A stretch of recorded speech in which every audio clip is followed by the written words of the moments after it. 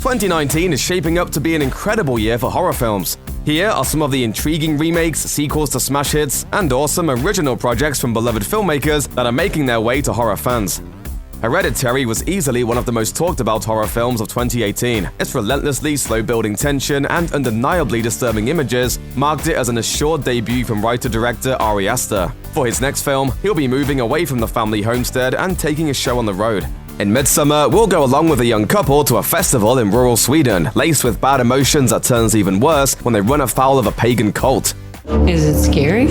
Aster describes it as, quote, a dark breakup movie that becomes a horror film, and the trailer is definitely intriguing. Follow-ups to rapturously received first efforts are always tricky to pull off, but we have a feeling that Midsommar will be a worthy follow-up to the scariest film of 2018. You are scary! No, I am not!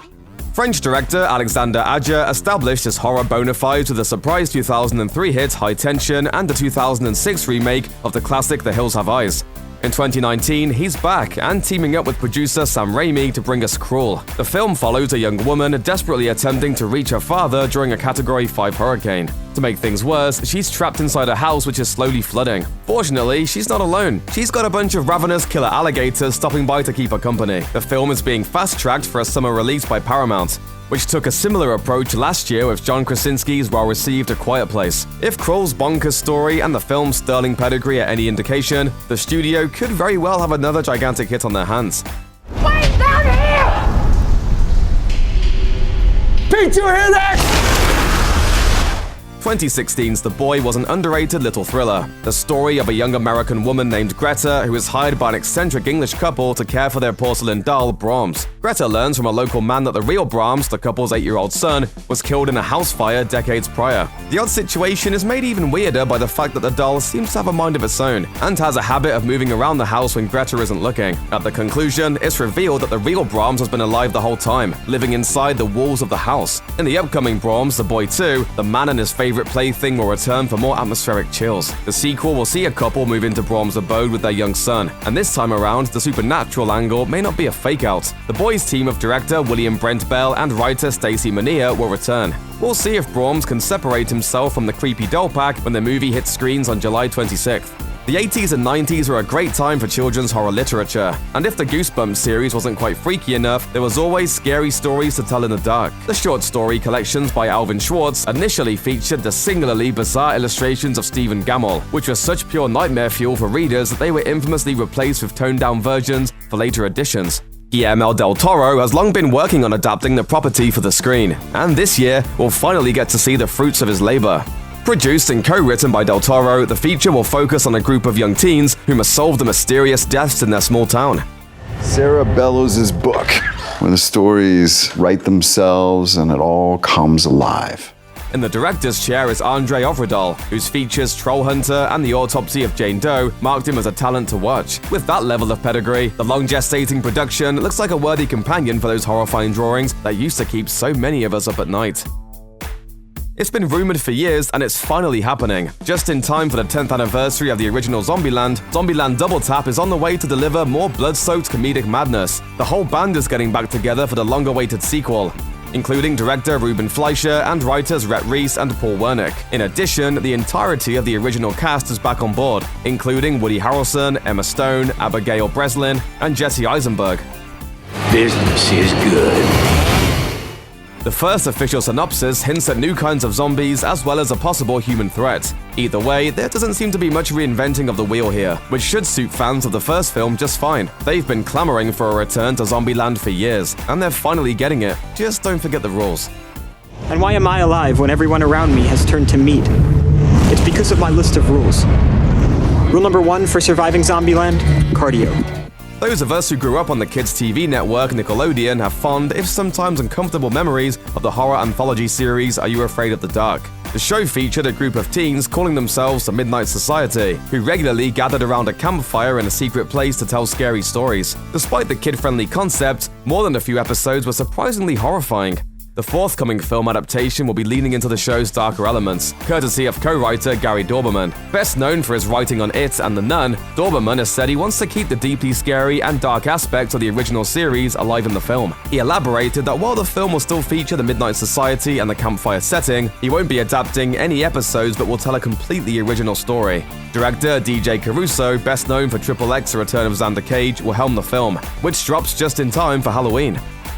Despite the character's apparent deaths at the conclusion of 2005's The Devil's Rejects, fans of Rob Zombie have been pining for the return of mass murderers Otis, Baby, and Captain Spaulding ever since. It took over a dozen years, but in 2018, Zombie confirmed that he'd be bringing the murderous trio back in Three from Hell, concluding the series he started with House of a Thousand Corpses in 2003. The film has wrapped shooting, and Zombie has been screening a teaser trailer for fans at his shows, grainy images of which have found their way online. In a year rife with long-awaited horror sequels, Three from Hell may be the longest awaited of them all. He is hoping Zombie ups the disturbing, gory ante in that special way only he can.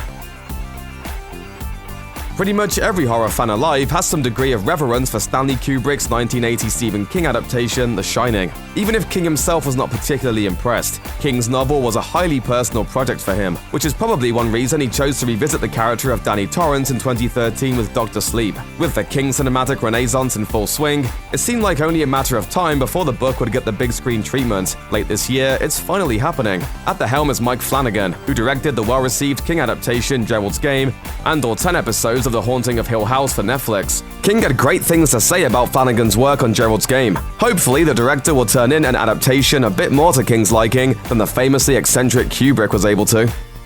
1997 Spawn is mostly known for sporting some of the most ridiculous CGI 1997 had to offer, but the character has always been a compelling one. Created by comic artist Todd McFarlane, Al Simmons is a former CIA mercenary whose soul is sent to hell upon his death as punishment for his earthly misdeeds. But he's resurrected as a demonic anti-hero Spawn, in order to atone for his misdeeds by wreaking terrible vengeance on the criminal underworld. In light of the 1997 film's failure, McFarlane himself will be rebooting the character for a new audience. He'll write the script and also make his feature debut as a director. McFarlane has had a vision for what the film would be for a long time. In a talk with Collider in 2017, McFarlane laid out what the film will be like. And it's going to be a dark, edgy, supernatural, scary, messed up movie. With Oscar winner Jamie Foxx in the title role and Jason Blum producing, Spawn will begin shooting in 2019 for a likely release later in the year.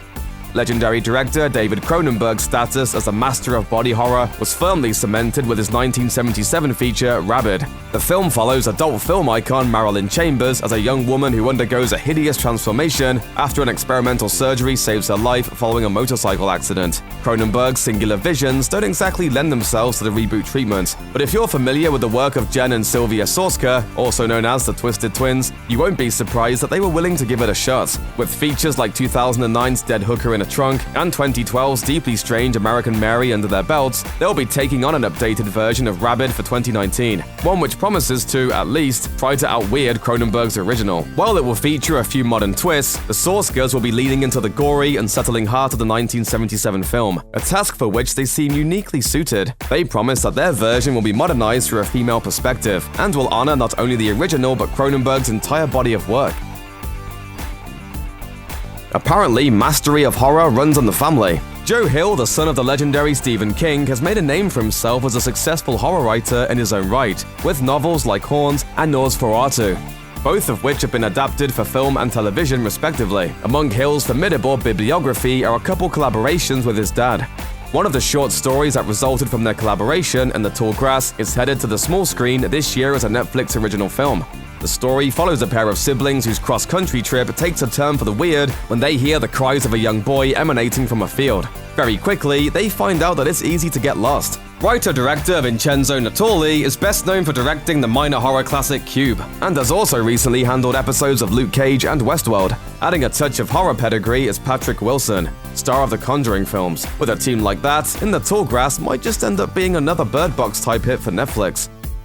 2016's Don't Breathe, the sophomore feature from director Fede Alvarez was a claustrophobic nightmare of the First Order. It told the story of a trio of hoodlums who plan to loot the house of a blind war veteran for the cash he's supposedly hoarding, only to find the old guy to be much more capable and sadistic than they were ready for. Veteran character actor Stephen Lang was absolutely terrifying in his role, and even though the film's conclusion didn't exactly seem to be setting up a sequel, Don't Breathe 2 is on the way. The movie has been in the works for some time. In late 2016, Alvarez's producing partner Sam Raimi called its concept the greatest idea for a sequel he's ever heard, while Alvarez teased an anarchic approach to the second installment. Plot, casting, and production details are being kept tightly under wraps, but it's a safe bet that we'll see Don't Breathe 2 in time for Halloween. Check out one of our newest videos right here. Plus, even more Looper videos about your favorite horror movies are coming soon. Subscribe to our YouTube channel and hit the bell so you don't miss a single one.